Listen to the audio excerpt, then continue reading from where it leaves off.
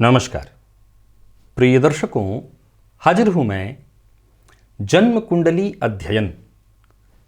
एक श्रृंखला आजकल हमारी चल रही है जिसमें जन्म कुंडली का हम अध्ययन कर रहे हैं। एक तरह से देखा जाए तो मेरे साथ आप प्रैक्टिस कर रहे हैं, प्रैक्टिकल कर रहे हैं। इस श्रृंखला की आज ये आखिरी कुंडली है। प्रिय दर्शकों, इस तरह की श्रृंखला, क्योंकि कई सारे दर्शकों ने लगातार आप लोग लिख ही रहे हैं कि इससे आपको फायदा हो रहा है, आपको समझने में मदद मिल रही है। पुनः एक बार आगे भी मैं और भी कुछ जन्म कुंडलियां हैं मेरे पास जो रोग से संबंधित हैं। ऐसी कुंडलियों को लेकर के पुनः एक श्रृंखला लेकर के आप सबके सम्मुख उपस्थित होऊंगा। लेकिन आज इस श्रृंखला का समापन है और समापन में एक युवती की कुंडली है जिसे लेकर के आप सबके सम्मुख उपस्थित हुआ हूं। ये जन्म कुंडली आप देखिए 1 नवंबर 1985 की है। शाम 6:05 मुंबई महाराष्ट्र की ये कुंडली है। और कुंडली एक बार आप बना करके देखिए। मेष लग्न की कुंडली बन रही है। लग्नपति मंगल बनते हैं जाकर के कुंडली के षष्ठ में बैठे हैं शुक्र के साथ। लग्न में राहु बैठे हैं। दशम में देवगुरु बृहस्पति नीच राशि में श्रवण नक्षत्र में चंद्रमा के नक्षत्र में चंद्रमा जाकर के मृगशिरा मंगल के नक्षत्र में द्वितीय भाव में उच्च राशि में बैठे हैं। पर बुध और शनि की दृष्टि से दृष्ट हैं। सूर्य और केतु स्वाति नक्षत्र राहु के नक्षत्र में सप्तम में बैठे हुए हैं। अब देखा जाए तो आप सबसे पहले तो इस कुंडली पर नजर डालिए और प्रथम दृष्टि आपको क्या क्या दिख रहा है। लग्न से शुरू करिए। मेष लग्न की कुंडली, लग्नपति का जाकर के जन्म कुंडली के षष्ठ भाव में बैठना, रोग भाव में। हालांकि यहां बुध और मंगल का परिवर्तन जरूर हुआ है, लेकिन बुध कैसे हैं तो शनि के साथ युति बना करके बैठे हैं। लग्न में राहु बैठे हुए हैं। ये राहु लग्न में है। वैसे तो मैं हमेशा समझाया करता हूं कि पापक ग्रह अगर केंद्रगत हो तो ठीक है, परंतु लग्नगत राहु क्या करता है तो मन को भ्रमित कर देता है, चिड़चिड़ा जिद्दी गुस्सैल बना देता है। इस जातिका को वर्तमान में गुरु की दशा और गुरु की दशा में राहु का अंतर चल रहा है। अगर आप मेरे कार्यक्रम देखते हैं तो आपको पता होगा कि मैंने हमेशा कहा कि गुरु की दशा में राहु का अंतर कष्टदायी होता है और कष्ट तो शुरू हो चुका है। कैसे, आइए आगे हम बढ़ेंगे। भी इस विषय पर चर्चा होगी। चंद्रमा जो कि वृषभ राशि में बैठे हुए हैं, कंटक शनि वर्तमान में चल रहा है। इनको शनि की दृष्टि जो है चंद्रमा पर है। बुध की भी दृष्टि है पर शनि की भी दृष्टि है। सूर्य केतु के साथ सप्तम में नीच राशि में बैठे हैं। कालपुरुष की कुंडली है, मेष लग्न की कुंडली। सप्तम में सूर्य केतु की युति। आपको मैं बताऊं इनका मुख्य विषय क्या है। पहली शादी टूटी, दूसरी शादी इन्होंने की और वो भी लगभग अब टूटने की कगार पर है। मैं एक युति की कुंडली की चर्चा कर रहा हूं। पहली शादी इनकी टूट गई और दूसरी भी टूटने की कगार पर है। और मैं जैसा कि बता चुका हूं कि गुरु में राहु का अंतर चल रहा है। कमोबेश 99% संभावना है विवाह टूटने की ही, बट ये निवारण हो गया या इस विषय का निष्कर्ष हो गया। मुझे निष्कर्ष नहीं निकालना क्यों हो रहा है। प्रिय दर्शकों, ये जो श्रृंखला चली इसमें जो नए दर्शक जुड़े उन्होंने बार बार एक प्रश्न बात लिखी कि आप उपाय तो बताइए। मैं बार बार समझा रहा हूं कि ये निवारण का विषय नहीं है, ये कारण समझने का कार्यक्रम है। क्यों अगर ये घटना घटित हो रही है तो इस घटना के पीछे जिम्मेदार ग्रह भाव कौन कौन है, कौन से भाव के कारण, किस ग्रह के कारण इस तरह की घटना घटित हो रही है। आज ये भाव जो है सप्तम है और घटना इनके दाम्पत्य से संबंधित क्यों हो रही है, आइए हम इसे समझने का प्रयत्न करते हैं। जन्म कुंडली के सप्तम में सूर्य की केतु की युति दाम्पत्य को खराब करने का प्रमुख कारण। सप्तम पति का जाकर के जन्म कुंडली के षष्ठ में नीच राशि में बैठना, लग्नेश मंगल के साथ। देखिए सामान्यतया तो ये इनके लिए भी, इनके ऊपर भी प्रश्न चिन्ह लगाने का काम करता है चारित्रिक कमजोरी का। लेकिन इसे सामान्यतः हम ऐसे भी कह सकते हैं कि चारित्रिक कमजोरी न कहिए तो शुक्र मंगल की युति से एक से अधिक विवाह की स्थिति भी बना देता है। वही हो रहा है। अगर आप चारित्रिक कमजोरी न कहें तो इसे ऐसे भी कहिए कि शुक्र मंगल की युति से एक से अधिक विवाह की संभावना बनती है, बना दूसरा विवाह और वो भी टूटने की कगार पर। अब भाव की स्थिति को देखें तो भाव में ही सूर्य केतु की युति। भाव की अगर हम बात करें तो शनि मंगल के मध्य पाप कर्तव्य योग में, तो भाव पूरी तरह से आपने पीड़ित देखा। भावपति बनते हैं कौन तो शुक्र, वो नीच राशि में बैठे हैं। शुक्र सूर्य परिवर्तन में है लेकिन दोनों के दोनों नीच के होने के चलते हैं सूर्य बहुत बुरा प्रभाव देंगे। फलतः देखा जाए तो सूर्य केतु की युति यहां पर भाव खराब करने का काम, तो भाव पूरी तरह से खराब हुआ क्योंकि भाव पाप मध्यत्व में है। भावपति पीड़ित अवस्था में। भाव कारक हैं देव गुरु बृहस्पति, वो इस कुंडली में नीच राशि में बैठे हैं। शनि की दृष्टि से दृष्ट होने से आप कहेंगे कि नीचत्व तो उनका भंग हुआ है। बिल्कुल ठीक आप कह रहे हैं, लेकिन आपको यहाँ एक और पॉइंट समझा देना चाहता हूं कि नीचत्व भंग से भी कोई ज़्यादा फर्क नहीं पड़ेगा, क्योंकि मैं हमेशा कहा करता हूं कि बात जब रिश्ते की आएगी तो रिश्ता तो विच्छेद में ही जाएगा, रिश्ता तो टूटेगा ही टूटेगा। देव गुरु बृहस्पति पति के कारक हैं और वो शनि की दृष्टि से दृष्ट होने के चलते पूरी तरह से पीड़ित अवस्था में माने जाएंगे, वो दाम्पत्य विच्छेद का कारण। अगर अब विवाह की चर्चा है, क्योंकि दाम्पत्य से संबंधित परेशानी, तो हमें नवमांश सबसे ज्यादा देखना चाहिए। नवमांश जाकर के आप देखते हैं तो आपके सामने एक जो कहानी निकल करके आती है वो ये है कि सूर्य केतु सप्तम में नवमांश में भी आपको दिखेंगे, कुंभ राशि में बैठे हुए, सिंह लग्न का वहां नवमांश है और शनि लग्न में ही बैठ करके सप्तमगत सूर्य को भी देख रहे हैं और देव गुरु बृहस्पति पर भी अपनी 10वीं दृष्टि रख रहे हैं। यानी इस कुंडली को आप जन्मांक या नवमांश दोनों से ही देखें तो एक बात तो क्लियर होकर के आ जाती है कि दाम्पत्य सुखद नहीं है। प्रिय दर्शकों, कल ही शायद जन्म कुंडली के क्रम में मैंने एक बात कही थी या परसों कही थी कि जब भी हम जन्म कुंडली का अध्ययन करते हैं तो हमें एक बात का ख्याल रखना चाहिए, और वो क्या है, वो है दशा। हमें दशा को इस दृष्टिकोण से ध्यान में रखना चाहिए कि अगर हम किसी के लिए अच्छा कह रहे हैं तो हमें आने वाली दशाओं पर नजर रखनी होगी, क्योंकि आने वाली दशाएं अगर बुरा प्रभाव देने वाली हैं तो हमारा अच्छा कहना व्यर्थ हो जाएगा, कोई मतलब नहीं उसका। और अगर आने वाली दशा बुरा होने वाली है, अच्छा होने वाली है और हम बुरा कह रहे हैं तो भी ज़्यादा मतलब नहीं रहेगा, क्योंकि आने वाली जो अच्छी दशाएं हैं वो आपकी बुराई वाली बात को काटेंगी। यहाँ पर अगर आप गौर करें तो गुरु की दशा में राहु का अंतर, गुरु की दशा इनके लिए फिर भी ठीक थी, हालांकि गुरु नीच राशि में है, पर फिर भी गुरु दशम में कारक होते हैं और शनि की दृष्टि से दृष्ट होने से नीचत्व गुरु का भंग हुआ। फिर से मैं ये बिल्कुल नहीं कह रहा कि गुरु का नीचत्व भंग नहीं हुआ, गुरु का नीचत्व भंग हुआ, लेकिन बात पति की आएगी तो वहां पर देवगुरु किसी मतलब के नहीं रह जाएंगे, वो अपना प्रभाव देंगे।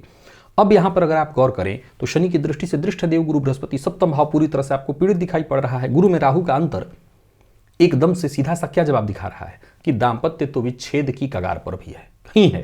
क्यों?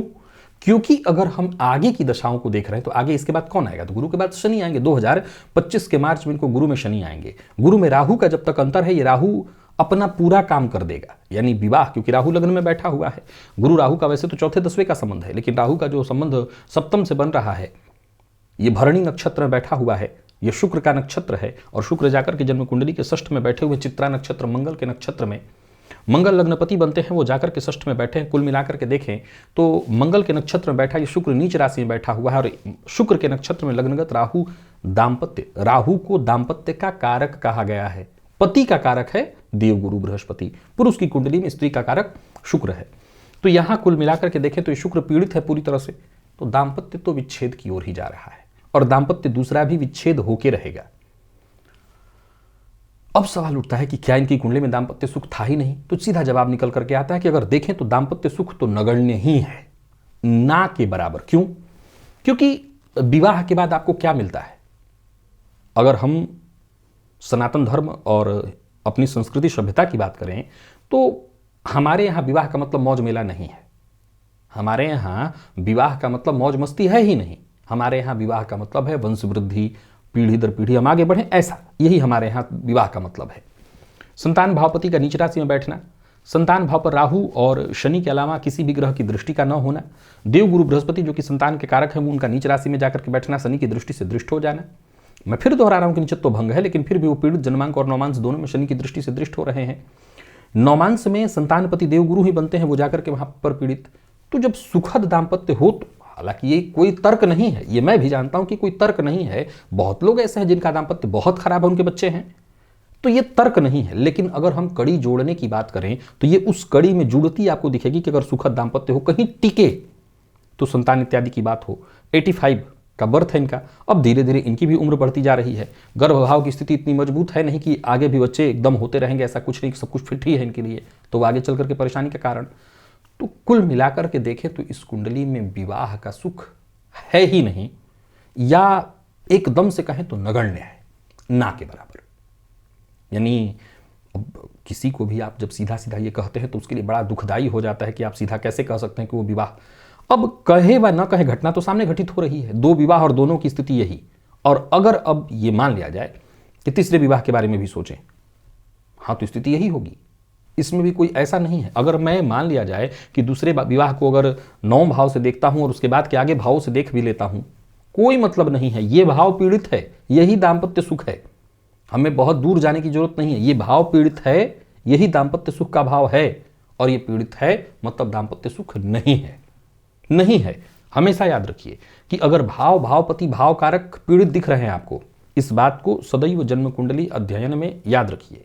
कि भावपति और भाव कारक किसी भी तरह से पीड़ित आपको किसी भी कुंडली में दिखाई पड़ जाए तो उस भाव से संबंधित जातक को सुख जीवन काल में प्राप्त नहीं होगा, वो इस कुंडली में नहीं दिख रहा है। अब यहां पर अगर देखा जाए तो देवगुरु बृहस्पति की ओर मैं पुनः आपको लेकर के आना चाहता हूं। इस कुंडली में षडबल देखने से, षडबल में शुक्र और चंद्रमा को अच्छा बल मिलता दिख रहा है। ये शुक्र नीच राशि में बैठे हैं षष्ठ भाव में 26 अंश 12 कला के साथ, और बुध के साथ अगर देखें तो चूंकि आसपास ये लोग रहते हैं, ये दोनों ग्रह। एक सूत्र और मैं आप लोगों को बताना चाहता हूं जिसे आप लोग जरा नोट करिए और याद रखिएगा। बुध और शनि की युति यदि पुरुष की कुंडली में हो तो उसे नपुंसकत्व की ओर ले जाती है। ये आपने मेरे मुंह से कई बार सूत्रों में सुन रखा है और जानते हैं आप। यही बुध और शनि की युति यदि स्त्री की कुंडली में हो तो उसे दाम्पत्य सुख से वंचित कर देता है। ये आप आजमा करके जरूर देखिए। मैंने कई कुंडलियां देखी हैं, कई पर रिसर्च किया, मैंने लगातार पिछले दिनों इस पर रिसर्च किया है। ये सूत्र आपको बता रहा हूं, नोट करके रखिए कि स्त्री की कुंडली में अगर ये दिखेगा तो ये दाम्पत्य को खराब करने का काम करेगा। तो इनकी कुंडली में दाम्पत्य कहीं भी किसी भी अवस्था में मुझे दिखाई नहीं पड़ता। एक और पॉइंट, चलिए संतान को हटा देते हैं, बच्चा गोद लिया जा सकता है। ये कुटुंब भाव है। कुटुंब भाव में चंद्रमा वैसे तो ऊंचे के बैठे हैं, लेकिन वो भी कैसे हैं तो शनि की दृष्टि से दृष्ट, और कुटुंब भावपति का जाकर के षष्ठ में बैठना, ये इस कुंडली का चतुर्थ भाव है जो परिवार का भाव है। उस भाव के स्वामी चंद्रमा द्वितीय भाव में जाकर के बैठे हैं। विषयोग गुरु की दृष्टि होने के बावजूद के मद्रुम इनका भंग नहीं माना जाएगा, सो पीड़ित, यानी घर का सुख, कुटुंब का सुख, परिवार का सुख, दाम्पत्य सुख इस कुंडली में कहीं नहीं दिखाई पड़ती। बहुत गंभीर एक प्रश्न लोग तत्क्षण खड़ा कर देते हैं। जब लोग परेशान होते हैं तो उनके मन में तरह तरह की बातें आती हैं। इनके मन में भी आ रही थी, आई, इन्होंने पूछा मुझसे, फिर मेरा जन्म ही क्यों हुआ, मेरा जीवन इतना कष्टदायी है। देखिए, क्यों हुआ, इस क्यों का तर्क तो मेरे पास नहीं है, और जिसके पास है फिर तो जाकर के वो परमात्मा ही बता सकते हैं। वो इंसान क्या बता पाएगा, इंसान नहीं बता सकता क्यों। शनिदेव का जन्म कुंडली के अष्टम में होना भी संघर्ष देने का कारण बनता है। शनि चंद्रमा का आमने सामने का होना मानसिक अशांति का कारण। अब इनकी कुंडली में देखें तो सूर्य नीच राशि में शनि का चंद्रमा का आमने सामने का संबंध डिप्रेशन का भी प्रबल कारण बना हुआ है। उपाय मैं बता चुका हूं, क्या इनको करना चाहिए, क्यों हुआ। हमारी सारी चर्चाएं आज केंद्रित थी कहां पर, क्यों पर। इनके साथ ऐसा हुआ तो क्यों हुआ, कौन सा उपाय करना है, वो सब मैंने विषय था मेरा, मैं उसी की बातचीत करता हूं, तो वो मैं बता चुका हूं, इनको समझा चुका हूं। आप अब इस कुंडली को देखिए, समझने का प्रयत्न करिए। मैंने कुछ सूत्र बताए, समझाए, उसे आप नोट करिए, अपने पास रखिए, और फिर से इस कुंडली पर मंथन करिए और भी देखिए। नवमांश को फिर से एक बार खोल करके समझने का प्रयत्न करिए। याद रखिए, जन्म कुंडली या जन्म कुंडली से संबंधित, ज्योतिष से संबंधित जब वीडियो बनाना मैंने बहुत प्रारंभ सन 2017 इत्यादि में शुरू किया था, तो मैंने एक बात कही थी अपने दर्शकों से कि अगर हम एक साथ बैठ करके प्रैक्टिस करते रहें तो विश्वास मानिए आप ग्रहों के साथ खेलेंगे। उद्देश्य मेरा शुरू से यही रहा कि आप ग्रहों के साथ खेलिए। जरूरी नहीं कि मेरे पास आइए, मुझसे कुंडली दिखाइए। जाहिर सी बात है कि जब आप कोई काम करते हैं तो उसमें एक उद्देश्य तो आपका होता ही है कि आपका भी जीवन चले, परंतु एक उद्देश्य सदैव से रहा और वो परम पवित्र उद्देश्य रहा कि मैं लोगों को ज्योतिष समझा सकूं। उसमें गजब कहूंगा मैं सफल रहा हूं। आज के समय में ज्योतिष जिस तरह से लोग कर रहे हैं, यूट्यूब पर हर दिन नए नए ज्योतिषी आ रहे हैं, मैं नहीं कहूँगा कि ये मेरा ही सारा श्रेय है, लेकिन मैं ये जरूर कहूँगा कि बहुत हद तक है, जो भी है मेरा भी उसमें है।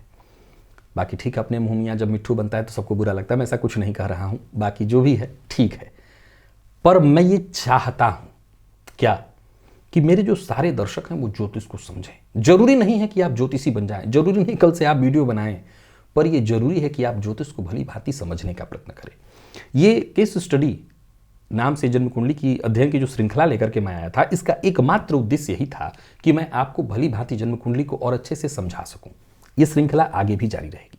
अगली बार मेरे दिमाग में रोग पर चर्चा करने की है, कई तरह के रोग हैं उस पर चर्चा करने की है।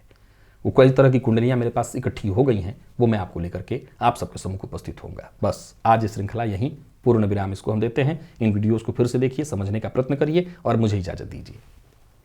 नमस्कार।